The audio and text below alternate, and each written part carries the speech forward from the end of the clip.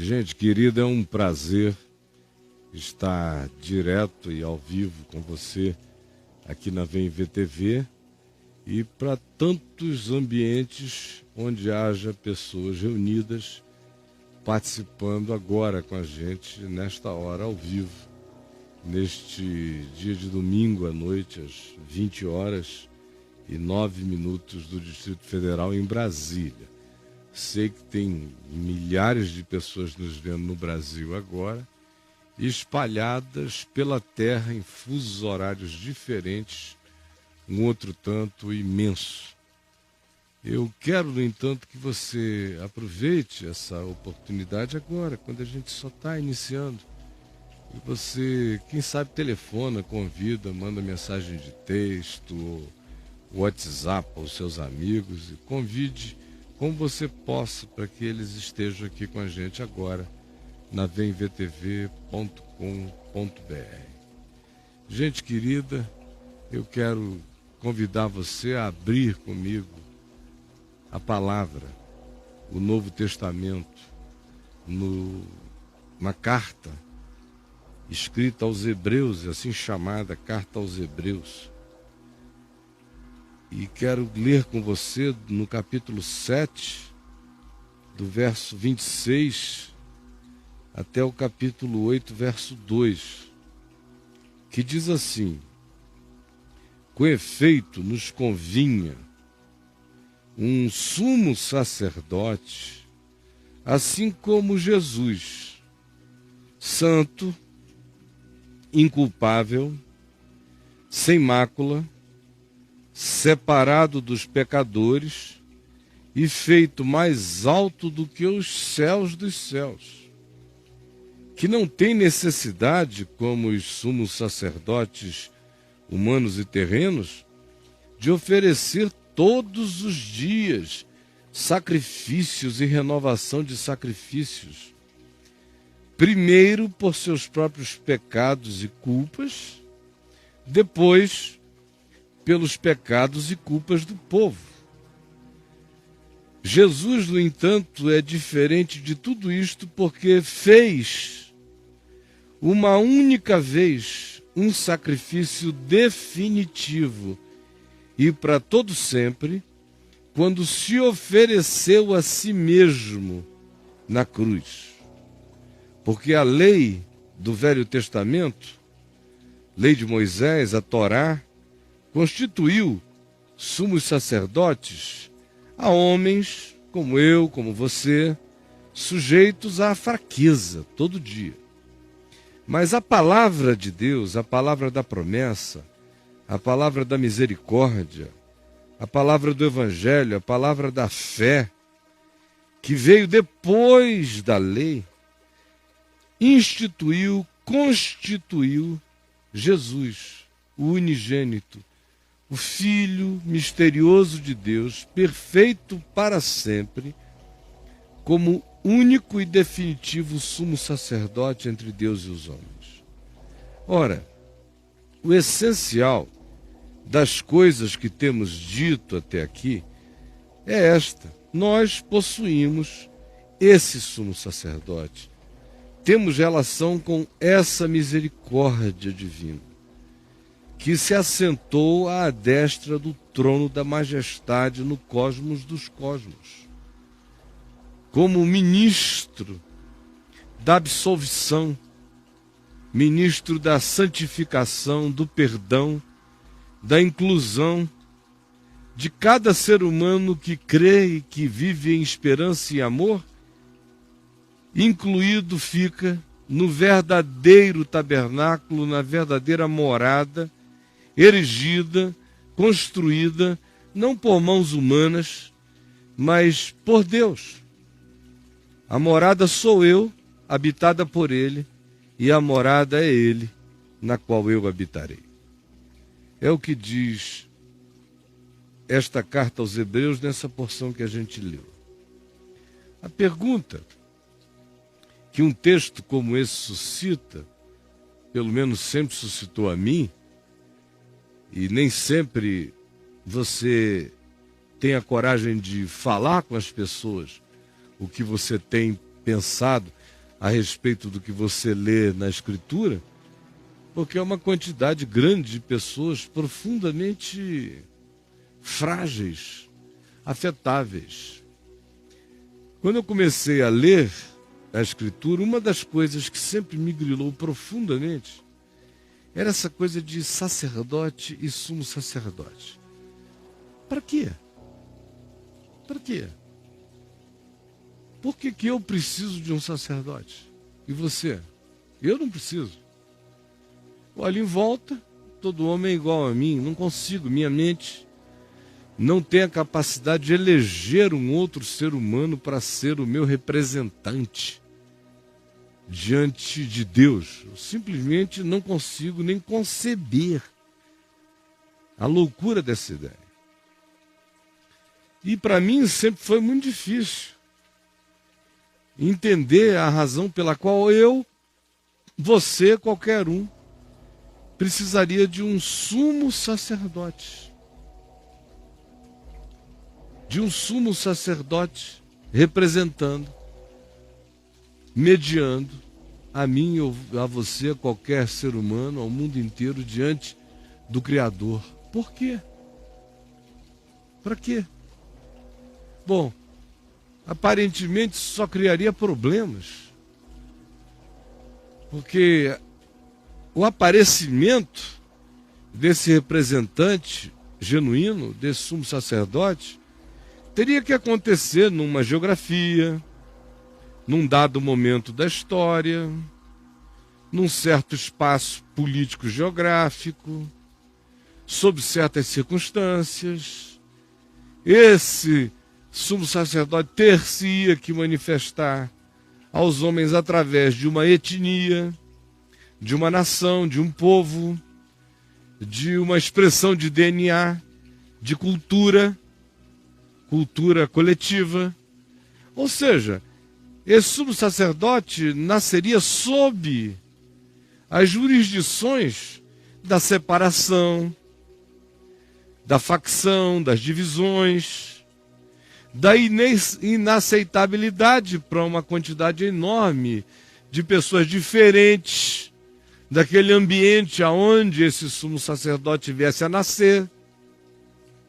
Uma transposição de percepção de significado de uma cultura para outra, de uma etnia para outra, de uma nação para outra, de uma geração para outra. Não é algo que acontece automaticamente. Então, por que Deus manifestaria aos homens um sumo sacerdote? Por que ele simplesmente, unilateralmente, sem precisar comunicar nada a nós, nem a coisa alguma, nem sinalizar, nem dar-se ao trabalho de produzir uma sinalização carregada de descontentamento por todos esses elementos variáveis e complexidades que eu acabei de apresentar superficialmente, e a elas agregue uma quantidade infinita de outras? Por quê? Que apesar disso ele achou vantagem. Por quê? Apresentaram um sumo sacerdote. Nesse caso, olha a complicação. Um sumo sacerdote nascido dos semitas, da descendência de um homem de Ur dos Caldeus na Mesopotâmia chamado Abraão, que por ser um peregrino, um apiru, um andarilho, foi chamado de hebreu, e que caminhou sem chão, esperando sempre a promessa de uma cidade que estava por vir, embora no coração ele cresce que Deus lhe daria um filho e que da sua descendência a terra toda seria abençoada, o planeta, todas as famílias humanas. Enquanto ele mesmo esperava que a sua descendência habitasse um lugar. Ao mesmo tempo, ele carregava uma esperança intrínseca de que dessa descendência dele viesse alguém que fosse a semente de todas as bênçãos do Deus eterno para a realidade humana. Olha a complicação. Esse cara era um homem como eu, como você, nascido num país, num contexto histórico. Ele casou, ele procriou com mais de uma mulher, ele teve filhos. A gente tem hoje aí um problema de natureza universal conflagrado entre judeus, descendentes de Abraão com Sara, e árabes, descendentes de Abraão com Agar, e um monte de outros complexismos da mesma natureza. Temos a apropriação indébita que o Império Romano fez da figura de Jesus, criando o cristianismo, diferentemente do evangelho proposto por Jesus, que era um caminho a ser anunciado para ser crido e não organizado como uma instituição religiosa jamais. Mas veja só, como essa tentativa de Deus se comunicar com os humanos, cara a cara, vis a vis, se Jesus é o Messias, se Jesus é o Filho de Deus, se Jesus é o Cristo encarnado, vejam a complexidade e a dificuldade. Parece que ao invés de comunicar, descomunicou mais ainda. Porque se há um ambiente onde a humanidade, indubitavelmente, parece aproximar-se de algo extremamente perigoso e de natureza apocalíptico universal, é nesse encontro de ódios religiosos entre judeus, árabes, cristãos, com o caldo político-econômico que involucra toda essa loucura, e os interesses universais, mundiais, planetários, que a tudo se vinculam, e a esta base também. Então, se a intenção é encarnar para chegar junto, parece que o tiro saiu pela culatra.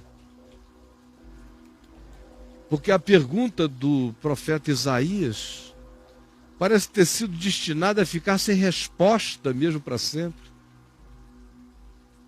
Quando no capítulo 53, ele pergunta em nome do Eterno, e em nome dos que creem, e em nome de todos os que testemunhavam a misericórdia da visitação de Deus ao planeta através da encarnação do Emanuel.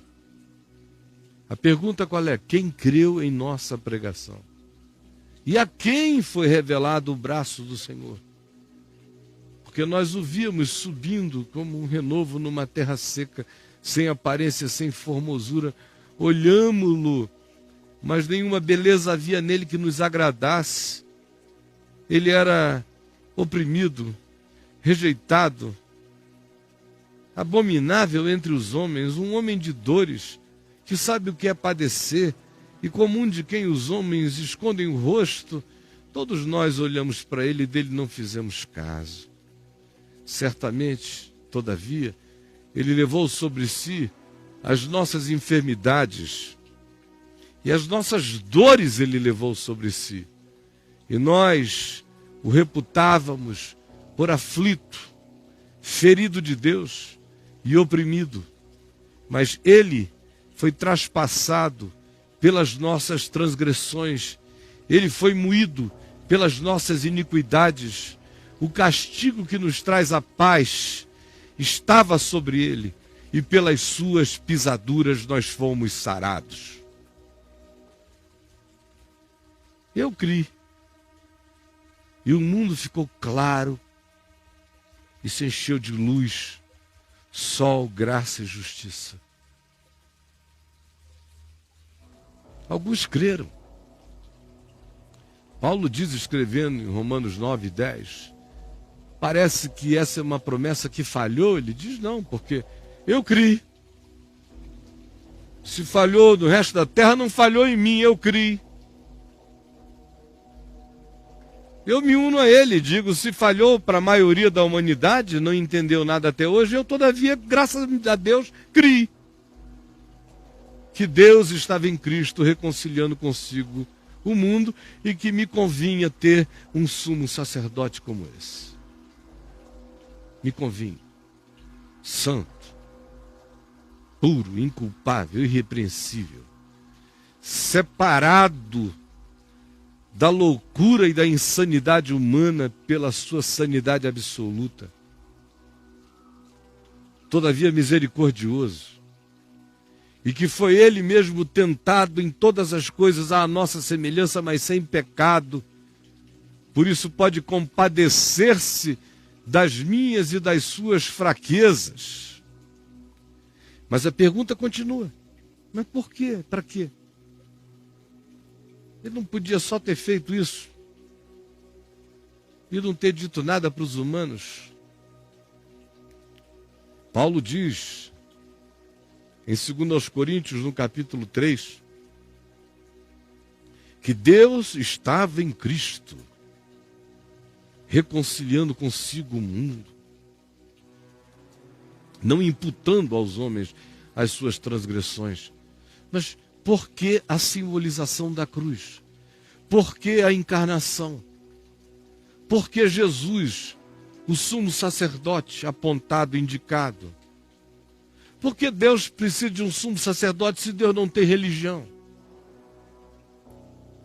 Se o Cristo de Deus, segundo a ordem de Melquisedeque, o sacerdote, o sumo sacerdote, não é segundo a ordem de nenhum judeu, nem da tribo de Levi, é segundo uma ordem transétnica, de um indivíduo que não tem pai, nem mãe, nem princípio de dias, nem fim de existência, chamado Melquisedeque. É a esse sumo sacerdote que não tem origem, nem princípio, nem fim, que a Escritura associa a Jesus. Mas eu continuo perguntando, por quê? Para quê? É legal, é bonito, tem a sua aplicação simbológica, arquetípica, extraordinária, mas valeu a pena a comunicação?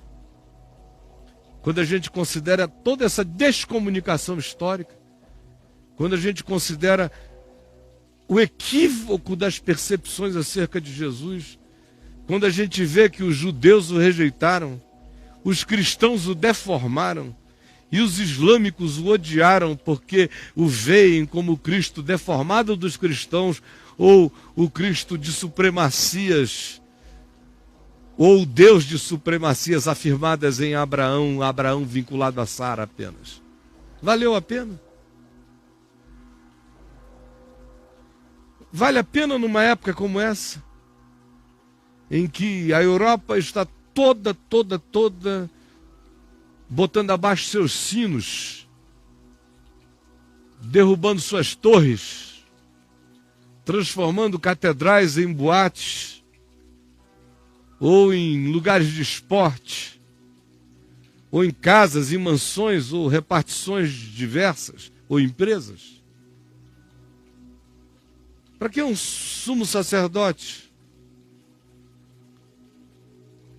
Quando outra parte do mundo se serve da ideia de sacerdotalidade para oprimir pessoas, para criar religiões, para criar doutrinas, para criar pacotões, para instituir e constituir gurus, santarrões, entes que vão ficando cada vez mais poderosos e controladores dos homens. Para quê? Valeu a pena? Bom, eu comecei a me perguntar isso há 40 anos atrás, 41.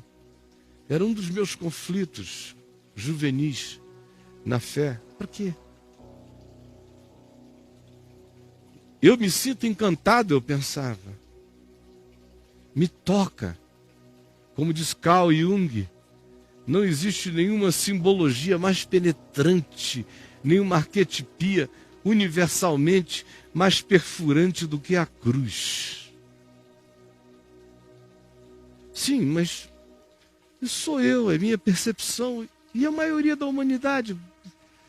Para quem a cruz no máximo é um crucifixo, ou é uma relíquia, ou um pedaço de pau. O evangelho desapareceu e o cristianismo tomou conta. Valeu a pena? Fato, gente. O fato é um. Eu creio, eu sei. E eu estou fazendo aqui apenas uma comparação histórica. Não estou querendo discutir nada que esteja para além da capacidade humana de discernir ou de perceber. Limitado ao olhar do imediato, eu lhe digo o seguinte: decida se valeu a pena ou não valeu a pena, olhando para todos os países, nações, culturas e seres humanos do planeta Terra na história. Nesses 120 mil anos de registro civilizatório de Parco, de 12 mil anos para cá, quando começou a ficar sofisticado. E veja se você não encontra uma única coisa em comum. Uma única coisa em comum em todas essas culturas humanas. É um dado antropológico inquestionável. O homem, do mais primitivo ao Homo sapiens sapiens tecnológicos pós-moderno, em qualquer lugar da Terra, em qualquer cultura, durante todo o processo civilizatório, fez fogos, ateou fogo em sacrifícios, ofereceu sacrifícios às suas divindades, sacrifícios de sangue, às vezes de sangue humano, a maioria das vezes de sangue de animais diversos e variados, às vezes sangues de virgens, ou do guerreiro mais poderoso da tribo, ou do grupo, ou dos machos nascidos numa dada estação, para aplacar divindades. E os que não derramavam sangue, semelhantemente a Caim, ofereciam frutas, flores, produtos da terra, da sua produção cultural. Havia culturas que ofereciam ouro, prata, pedras preciosas, incensos, cheiros, oferendas diversas. Outras desenvolveram liturgias, ritos, mecânicas, tudo visando produzir a conexão. Por quê? Porque há um dado universal, factual, inafastável. Todo ser humano se sente culpado. Todo ser humano não só se sente, se sabe estranhamente culpado, endividado. Aí você diz, bom, mas isso tem a ver com civilização judaico-cristã? Não, meu amigo, eu estou falando de planeta Terra, a história da civilização humana. Milhares e milhares de anos antes de haver qualquer civilização chamada judaico-cristã, a culpa existia. Nas cavernas a culpa existia. Nas palhoças, nas choupanas, nas grutas, a culpa existia. E a vontade, a necessidade de aplacamento estava presente. Antes de os deuses quererem se tornar astronautas entre nós, a culpa estava presente. Latente, angustiante, universal. Manifesta de modos diferentes, mas uma culpa incessante. Quando a gente olha para a perspectiva global, você vê esse elemento comum na linearidade do processo civilizatório dos humanos. Quando você olha à volta, hoje, na contemporaneidade, você vê a mesma coisa. Das religiões budistas sem sangue, e de flores, e de oferendas, e de sinos, e de correntes de orações, mas as oferendas, os sacrifícios, a estética do agrado, o desejo de fazer o que quer e quem quer que seja a divindade voltar-se, ou de modo compassivo ou de modo aceitador, acolhedor, inclusivo, em relação ao ente que se apresenta. Há outros lugares aonde já não são feitos mais sacrifícios de sangue, como os judeus fizeram, e com ele todos os povos da antiguidade à volta deles, a maior parte dos povos assim procederam. Mas os judeus, que são os representantes universais mais clássicos da oferenda de sangue, pararam de fazer essa oferenda depois que o templo de Herodes o Grande foi destruído pelos romanos no ano 70 da nossa era. Pararam. Aí o que eles passaram a fazer? Outras formas de sacrifício, mas fazem. O culto virou um sacrifício. As orações, as leituras, o decorar da Torá, o recitar, são elementos sacrificiais de troca.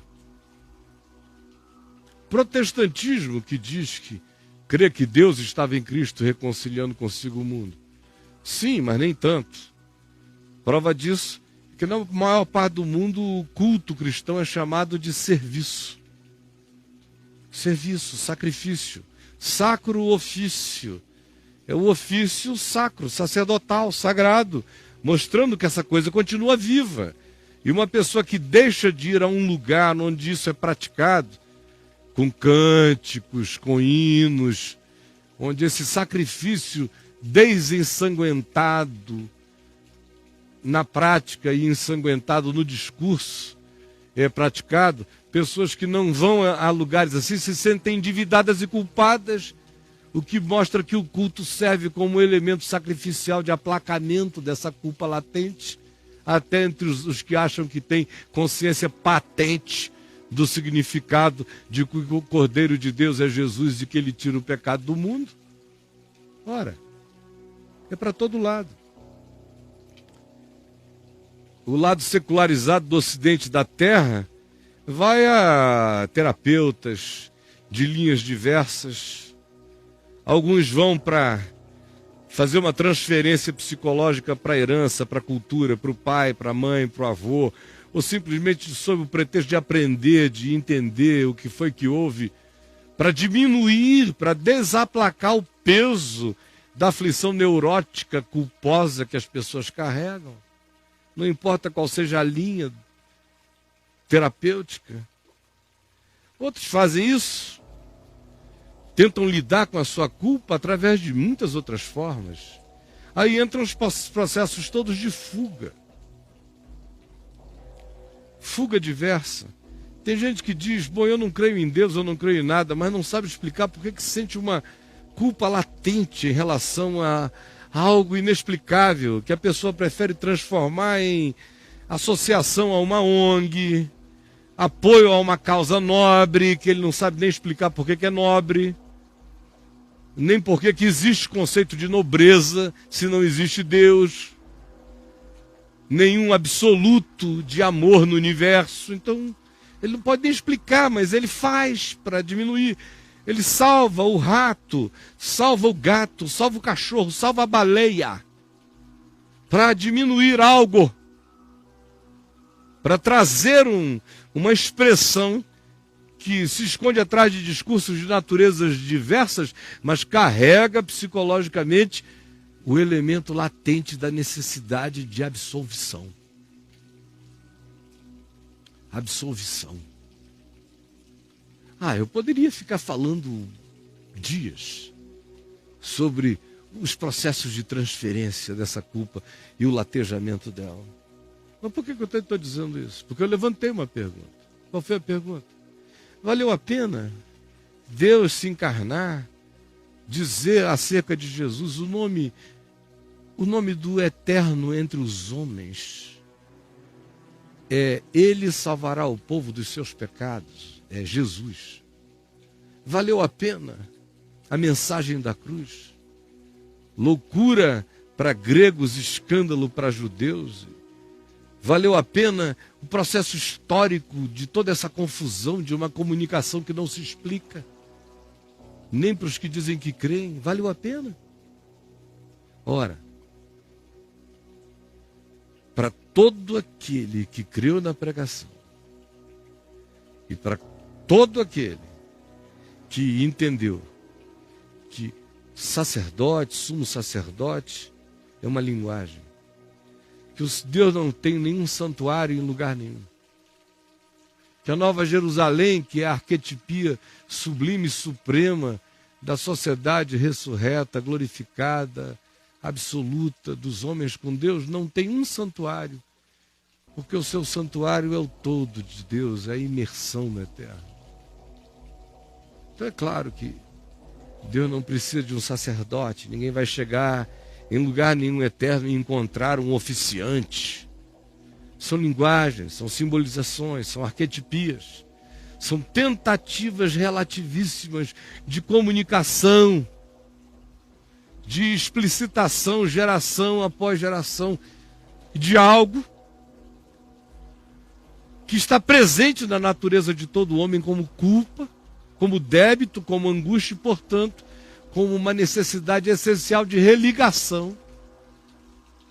E por causa de tudo que essa necessidade de religação pede, evoca, clama, grita, diz,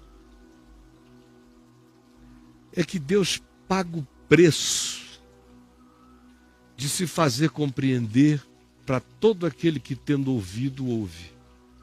Para todo aquele que tendo olhos, vê. E paga o preço de não se fazer compreender por todo aquele que, podendo, precisando, todavia bloqueia o coração. Para o resultado.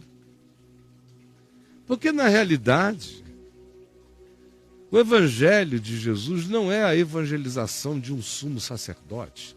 Não é provar para ninguém que Jesus é um sumo sacerdote. Isso era uma linguagem do Evangelho para falar com hebreus, judeus, povo do sangue, do sacrifício, do templo, das oferendas. A linguagem para lidar com outros em outros lugares talvez fosse diferente, não se servisse da mesma arquetipia.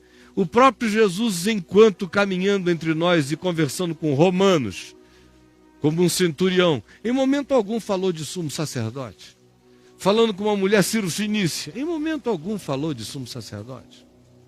Quando chamou os seus discípulos irreligiosos, Zaqueu publicano, Pedro pescador, de alma angustiada e falante, outros com suas cobiças, outros com seus mundos desse tamanho, com seus reducionismos e suas culpas não explicadas, quando os chamou para seguirem-no, a nenhum deles ele disse: eu vos farei sacerdotes. Ele disse: eu vos farei o quê?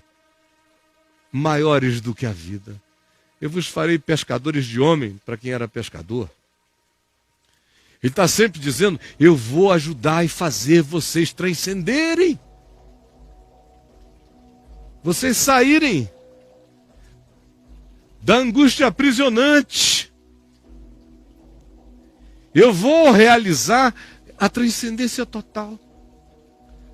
E cada um que ele foi encontrando, note, como vem uma mulher do fluxo hemorrágico, sangrando há 12 anos, com uma menstruação crônica, toca em Jesus por trás. Jesus para, pergunta quem me tocou, todo mundo questiona, ora, todos estão te pegando, por que tu perguntas quem me tocou se todos te pegam? Ele disse: não, porque uma pessoa me pegou diferente, porque eu senti que de mim saiu o poder. Senti, saiu, vazou. Aí a mulher veio, se ajoelhou aos pés dele, trêmula, disse: fui eu. E o que que Jesus disse a ela? Filha, a tua fé te salvou. Vá em paz. Tua fé te salvou. Salvou de quê? Claro, da hemorragia imediata que a constrangia. Foi lá, foi isso que ela foi buscando, sobretudo. Mas encontrou mais do que foi buscando. Todo mundo foi buscando algo e chegou a ele e encontrou mais do que foi buscando. Cada um vem de algum lugar, na direção dele, e encontra infinitamente mais do que tudo que vinha pensando ou buscando. Sempre foi assim. Mas a linguagem,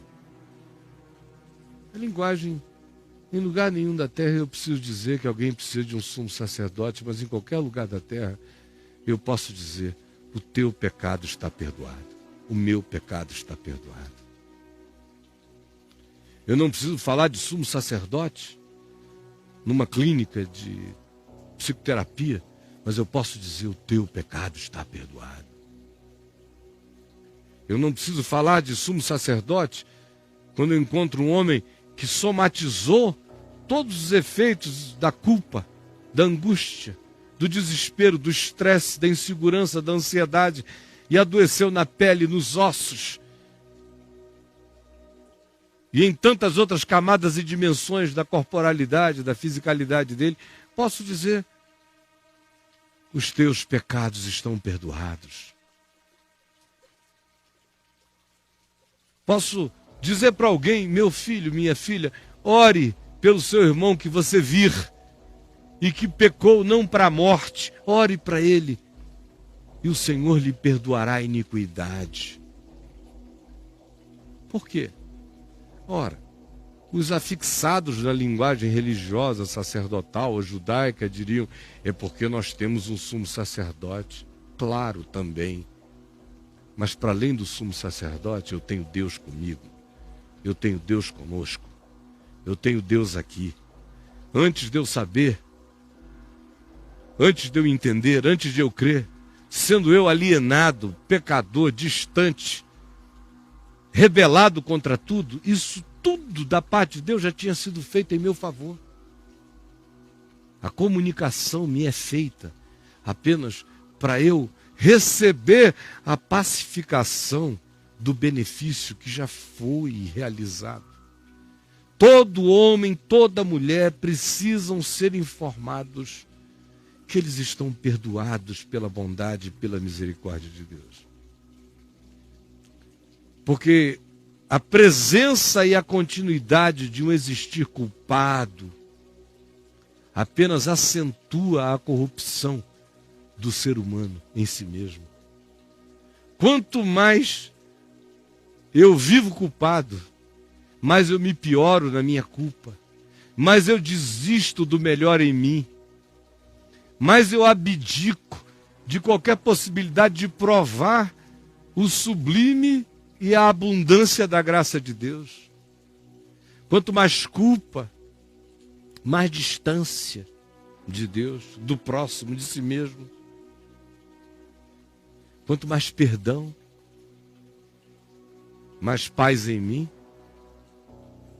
porque olho para cima sem medo, sem culpa, paz com Deus, e olho para o meu próximo com a alegria de que eu e ele somos entes que podemos nos desculpar, nos perdoar, nos acolher, nos melhorar, sabendo que diante do eterno, do Deus que é, qualquer que seja a verdade do meu pecado, e ele é absurdo, já está coberto e pago.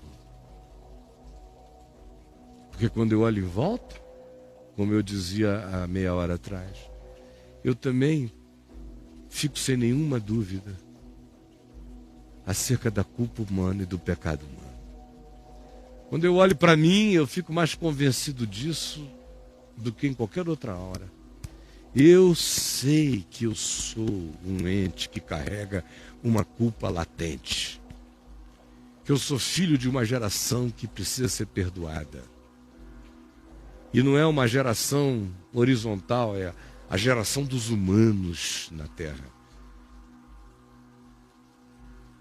que se piora, se piora, se piora cada vez mais, quanto menos perdoada seja. Por isso, quanto mais lei, mais pecado, porque pelo conhecimento da lei avulta-se o pecado, vem o pleno conhecimento do pecado, e quanto mais condenação da lei, mais você piora o indivíduo. Quanto mais você garante a ele que ele está perdoado, que está tudo pago, que foi tudo feito na cruz, mais a bondade de Deus tem chance de o levar ao arrependimento, de o constranger para a vida, julgando ele isto que está tudo consumado e pago.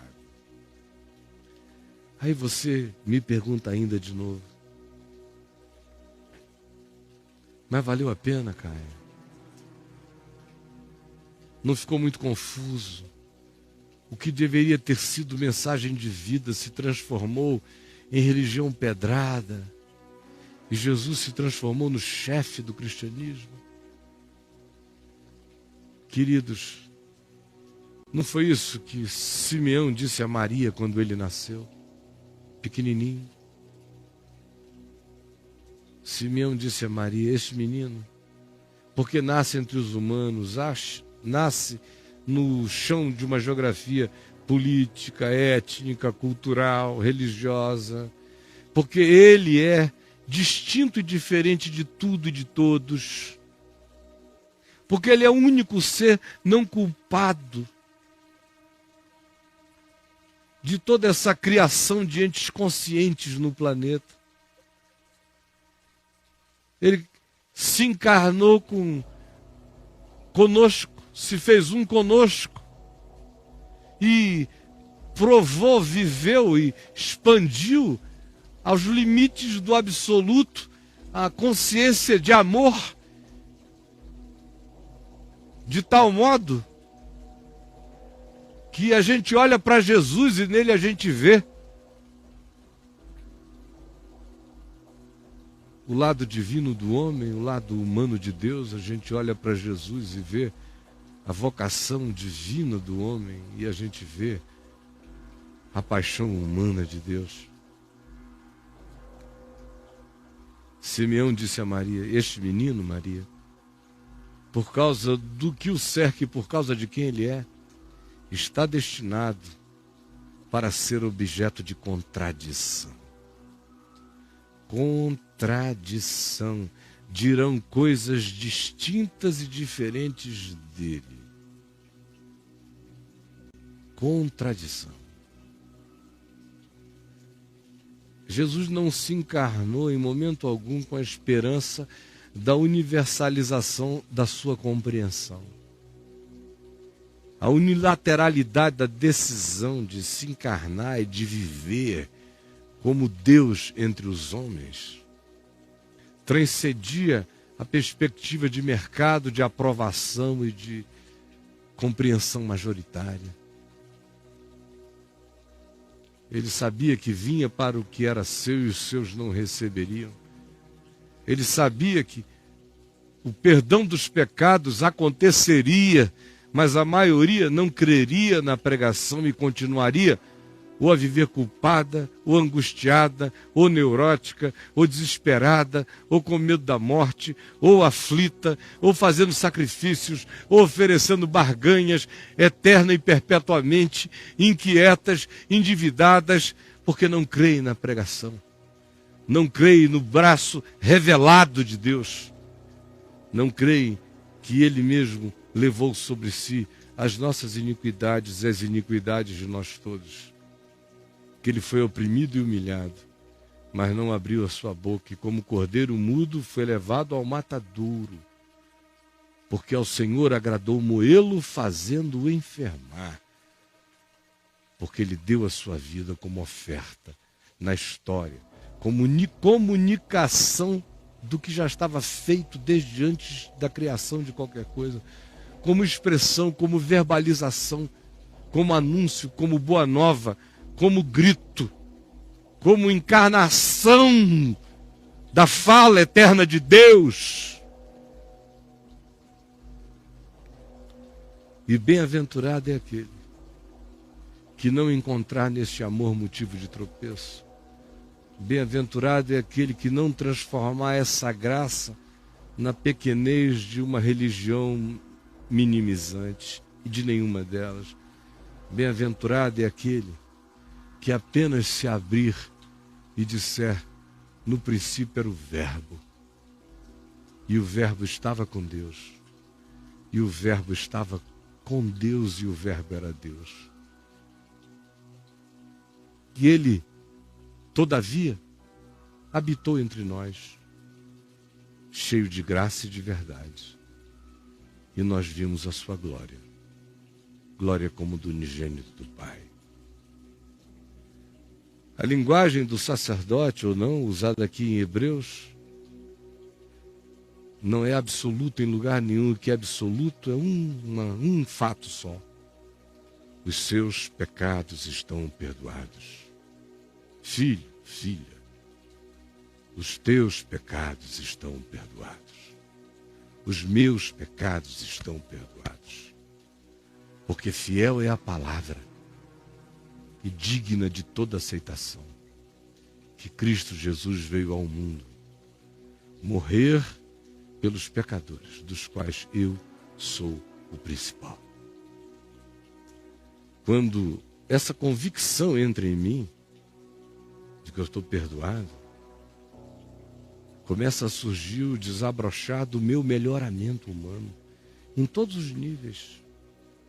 Porque é milagrosa, estranho e paradoxalmente, da suspensão da sentença que eu carrego latente na minha alma, que emerge o novo homem, a nova criatura, que vai se refazendo dia a dia, segundo Deus, numa consciência aperfeiçoada em Cristo, sem culpa, porque sabe que está tudo feito. O resto é trabalho de Deus na minha consciência, me garantindo que eu já estou finalizado em Cristo e dizendo: entrega-te, descansa e deixa que o meu espírito consume na paz, na crescência da paz, do perdão e da misericórdia e da certeza da tua inclusão no meu amor absoluto. Deixa que meu espírito opere a transformação que só se realiza com a suspensão da culpa, com a convicção de que Cristo morreu pelos nossos pecados, ressuscitou para nossa justificação. Justificados, pois, mediante a fé, nós temos paz com Deus, por meio do nosso Senhor Jesus Cristo. Eu disse essas coisas, já estou falando há 48 minutos aqui, porque eu desejo de coração que você agora, aí onde você está, em qualquer lugar que você esteja me vendo, você olhe para dentro de si e diga: Jesus, os meus pecados estão perdoados. Eu sei que os meus pecados estão perdoados. Todas as linguagens, a do sacerdote, a do sangue, a do pão, a da água, a do vinho, a da comida, a do pai, a da mãe que aconchega, todas as linguagens, todas as formas de comunicação, todos os estribuchamentos de comunicação que Deus, de muitos modos, de muitas formas, durante todo o tempo, tenta trazer a nós, se consumou no Filho, a quem Ele constituiu herdeiro de todas as coisas para os nossos sentidos, que é também para nós a expressão exata do ser de Deus. Porque olhando para Ele,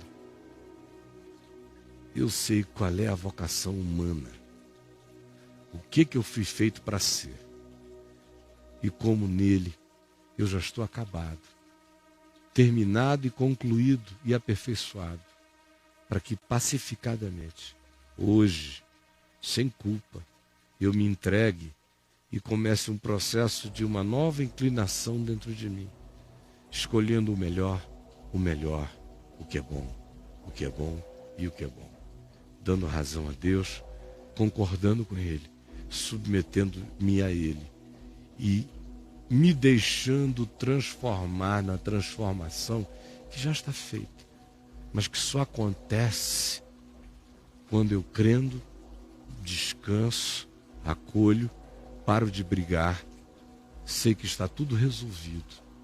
E aí a graça me engravida, e a paz cresce em mim, e a comunhão com Deus se estabelece, e a crescência de uma certeza de pertencimento me toma conta de mim.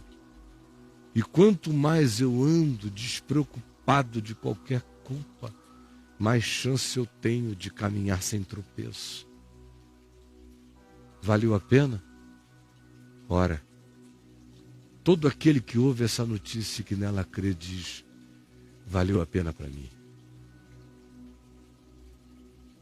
E se valeu a pena para um na terra, valeu mais que o mundo inteiro. Mas graças a Deus há muito mais do que um crendo.